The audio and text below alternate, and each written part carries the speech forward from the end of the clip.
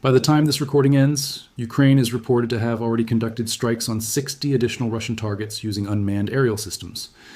Any remaining doubt about the level of advancement in Ukraine's drone warfare approach is presented as being dispelled by that single figure. Ukraine is described as carrying out an extensive wave of attacks so large that it is compared to a sky completely filled with operations, leaving no open space above the battlefield. It is claimed that Russian positions, both on the front line and further behind, are experiencing continuous pressure under these conditions. The last 6 months are characterized as the most severe period yet for Russia's military situation. What Ukraine has achieved during that time is portrayed as historically significant, marking a major milestone in unmanned warfare capability and output. Ukraine's Defense Minister, Mikhailo Fedorov, provides a key statistic in a Telegram statement dated June 22nd. Since the start of the year, units operating unmanned systems are said to have struck over 800,000 verified enemy targets. This number is presented as verified, meaning each strike is supported by photographic or video evidence, reportedly stored within Ukraine's Delta system.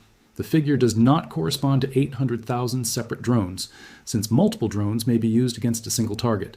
This implies the deployment of millions of unmanned aerial systems to reach the recorded level of impact.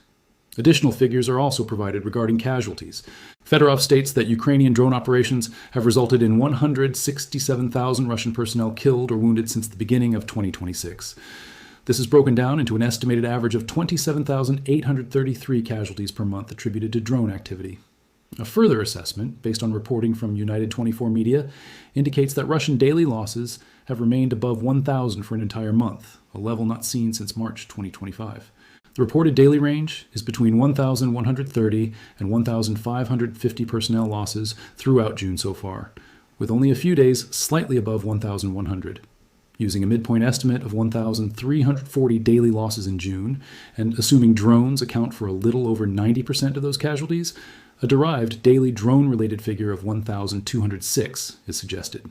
Extending this over 8 additional days produces an estimated 9,648 further casualties attributed to drone operations by the end of the month. Adding this to the earlier total of 167,000 results in approximately 176,648 casualties over the first half of 2026. When divided across 6 months, this produces an average of about 29,441 casualties per month, approaching 30,000. The pattern is described as a continued escalation in Ukraine's reliance on unmanned systems. May 2026 is identified as the highest recorded month for drone operations so far. On June 11th, Commander-in-Chief Oleksandr Syrsky reports that nearly 180,000 military targets have been struck by Ukrainian drones, representing a 12.7% increase compared to April. Beyond personnel losses, financial damage is also highlighted. On June 9th, United 24 Media reports that Ukrainian strikes over a 24-hour period resulted in approximately $331 million in destroyed Russian military equipment. This includes 75 artillery systems, 2 air defense systems, 4 tanks, 5 armored vehicles, and 4 multiple launch rocket systems. Although this level of destruction is not assumed to occur daily, it is presented as evidence that Russia is incurring billions of dollars in equipment losses each month. A broader calculation is then provided using the earlier claim of 800,000 verified targets since the beginning of the year 2026. From June 22nd backward, this is divided across 173 days, producing an average of 4,624 targets struck per day. This equates to 192 targets per hour, or just over 48 strikes every 15 minutes. Based on a typical video duration of around 16 to 18 minutes, this is translated into roughly 57.6 Russian targets hit during that time span, averaging about 3.38 targets per minute. The narrative concludes that Ukraine is maintaining a highly intensive rate of drone-based operations, with strikes occurring continuously across multiple categories of military infrastructure. Targets are described as including personnel, artillery systems, multiple launch rocket systems, air defense installations, vehicles, command posts, ammunition depots, electronic warfare units, and ground robotic systems. This coverage does not even account for additional categories of targets such as oil refineries and storage depots, along with logistics, carrying ferries that were destroyed at Russia's port Kavkaz only a few days before Mikhailo Fedorov released his widely discussed figure. There's no need to rely solely on official statements to understand the scope of these strikes, as similar activity is observed daily. On June 23rd, UNN reported that Ukraine destroyed 626 vehicles and fuel tankers within the previous 24 hours. This is described as a single-day record. That record follows a pattern of repeated increases during May and June, where previous highs were set and then surpassed again.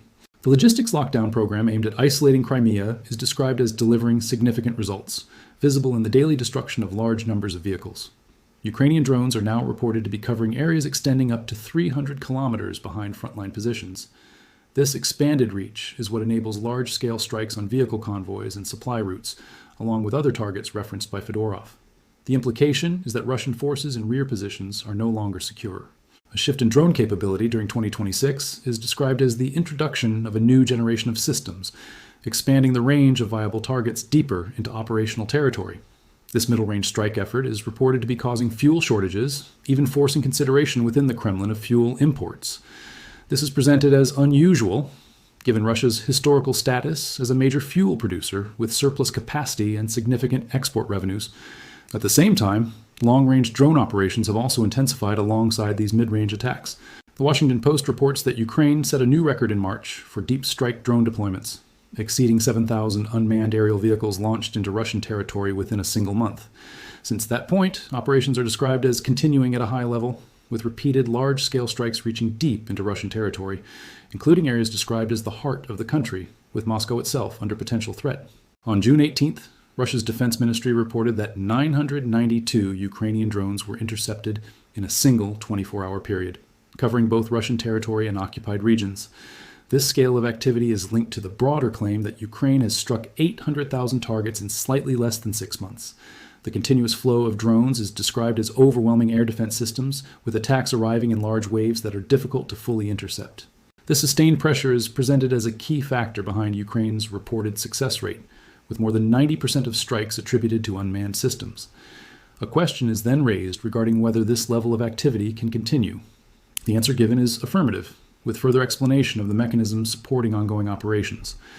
One of the main systems supporting sustainability is the E-Points program. Mikhailo Fedorov has highlighted that drone operators receive E-Points through this system, which can be exchanged on the Brave One market platform for drones, spare parts, equipment, and even small arms. The system also includes competitive leaderboards, effectively gamifying drone operations. It allows Ukraine to track which units are performing most effectively and which technologies deliver the strongest results. Fedorov notes that through the E-Point system, Ukraine can identify the most effective technologies and units and scale them across the armed forces. According to defense leaders, approximately 95% of drone units are now participating in this program and competing for performance outcomes. Although this structure is sometimes compared to a score-based system in gaming, it is described as producing measurable operational results. It increases strike frequency, improves targeting efficiency, and guides investment toward the most effective drone systems. The Logistics Lockdown Initiative is also integrated into this system, with funding distributed through E-Points to units specializing in strikes against Russian supply chains. This approach prioritizes reinforcement of successful operational methods. At the same time, Ukraine's effectiveness is supported by ongoing weaknesses in Russian air defense systems. Fedorov mentions repeated targeting of air defense assets, though without detailed breakdown in his report. From 2025 through early 2026, Ukraine is reported to have conducted 492 strikes against air defense systems across Russia and occupied territories, according to the Kyiv Independent. This sustained attrition is described as creating gaps in coverage. Ukraine is aware that Russia faces difficulties producing new air defense systems and radar components due to sanctions and supply constraints, making each destroyed system increasingly significant. In March, Ukrinform describes the period as extremely damaging for Russian air defense forces, reporting that Ukraine destroyed 39 surface-to-air missile systems and 15 radar installations within that single month. Step by step, Ukraine is portrayed as steadily dismantling Russian air defense capabilities. This gradual erosion is directly linked to improved success rates in medium and long-range drone operations. According to Defense Blog, low-cost drones, often valued at only a few $1,000s each, are increasingly able to bypass Russian defenses or avoid detection entirely. This has resulted in a penetration rate estimated between 20% and 30% in Ukraine's deep strike campaigns. This figure is described as the highest recorded so far, reflecting a significant weakening of Russia's aerial defense network. The dynamic is presented as self-reinforcing, similar to the previously mentioned E-Point system. As Ukraine intensifies attacks on air defense installations, more gaps are created in coverage, which in turn allows additional targets to be struck. When Russia relocates defenses to reinforce one area, Other regions are left exposed, creating further vulnerabilities. Over time, the shifting pressure is described as forming a continuous cycle, making it increasingly difficult for Russian forces to stabilize their defensive posture. Alongside this, Ukraine's broader strategy over recent months is highlighted as highly effective. A major factor behind the high number of successful strikes is the identification of weaknesses in Russia's rear areas, particularly within what is referred to as the middle strike zone. This approach is the core of the logistics lockdown program, where newer drone systems are used to strike targets that were previously considered out of reach or unlikely to be vulnerable. As a result, many of these targets are less heavily defended, increasing Ukraine's success rate. The strategy is described as a significant shift in the nature of the conflict, generating strong momentum for Ukraine. A layered drone approach is now in place, covering multiple operational zones simultaneously. The first layer involves frontline kill zones saturated with FPV drones, which are likely responsible for a large share of casualties during the first half of 2026. The second layer targets the middle range, focusing on logistics and supply routes. The third layer consists of deep strike operations aimed at disrupting Russia's internal military infrastructure. Combined, these layers are reported to weaken Russian frontline coordination and reduce the ability to sustain troop movements from rear positions. As Russian forces become less coordinated, pressure on Ukrainian positions decreases, allowing further opportunities for drone operations. This creates a reinforcing cycle. The more Russia is struck, the more difficult it becomes to defend, and the easier subsequent strikes become. In this depiction, the Russian military is compared to a fatigued boxer unable to recover between blows. Based on this structure, Ukraine is expected to continue sustaining and potentially increasing its strike output throughout 2026, supported by both strategy and production capacity. The focus then shifts to production scale. In a June 16th report, Liga states that President Volodymyr Zelensky announced from the Group of Seven summit that Ukraine is on track to produce 10 million drones by the end of 2026. This follows an output of 4 million drones in 2025, which is reported to be 40 times greater than the number produced by the United States in the same year, according to Liga. Zelensky also notes that 500 companies are now active in Ukraine's drone and robotics industry. He further states that production could potentially reach 20 million drones annually if funding conditions allow. This scale of production is presented as a key reason behind Ukraine's ability to reach 800,000 targets in the first half of 2026. Ukraine is also described as expanding its international partnerships through drone diplomacy. It is recognized as a global leader in drone development, attracting interest from Western countries. This has led to initiatives such as the Drone Deal Initiative, designed to support cooperation with international partners while securing long-term defense funding. The program now includes 27 members, among them 15 NATO members. Ukraine is described as strengthening both production capacity and international integration to ensure continued expansion of its drone capabilities. At the same time, Russia is attempting to scale up its own production. According to the Moscow Times, Russia aims to produce 7.3 million FPV drones in 2026, along with thousands of long-range systems. However, it is stated that Russia remains behind Ukraine in both quantity and quality of drone capabilities. Ukraine News reports that Commander-in-Chief Oleksandr Syrsky claims Ukraine holds a 1.5 to 1 advantage in FPV drones across many frontline sectors. Ukraine is also described as matching Russia more closely in middle and long-range operations, further widening the operational gap between the two sides. In conclusion, the figure of 800,000 targets struck in the first half of 2026 is not presented as a peak. Instead, it is described as a transitional milestone. Ukraine is portrayed as signaling continued escalation, with expectations of further increases in strike volume. The current level is framed as part of a longer trajectory rather than a final limit.